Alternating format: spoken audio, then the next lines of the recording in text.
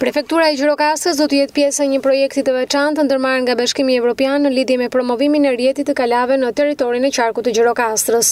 Bëhet fjalë për një bashkëpunim me prefekturat vendore, të cilat kanë për qëllim rrjetëzimin e aseteve kulturore, e cila fillimisht do të pasqyrohet në flet palosje në 2 gjuhë të huaja.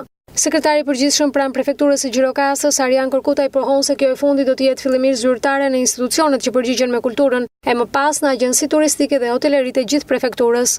Rrjeti kalave ofron informacion të detajuar mbi pjesën historike, më pas info shpjeguese të vizitimit të saj, si harta digjitale, kufindor jetuese dhe të tjerë. Ka një projekt që është pothuajse në finalizimin e tij për promovimin e rrjetit të kalave në territorin e qarkut Gjirokastër. Kjo besoj i shërben shumë turizmit në qarkun ton, në të gjitha bashkitë e territorit të qarkut ton dhe bën promovimin e kalave të gjitha qarkut.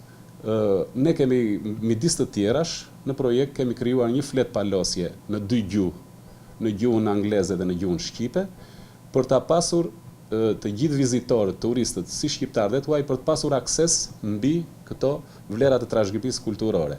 Dhe ne kemi përdorur shpërndarjen, kemi filluar shpërndarjen e këtyre flet palosjeve në institucionet që merren direkt me turizmin, si te Drejtoria Rajonale e Kulturës Kombëtare, tek shërbimet e hotelerisë, tek agjenci turistike në të gjitha bashkitë e territorit të qarkut. Ky rrjet për kalat ka përmban në vetvete historikun, krijimin dhe e gjithë ky material do të bëhet në formatin 3D, që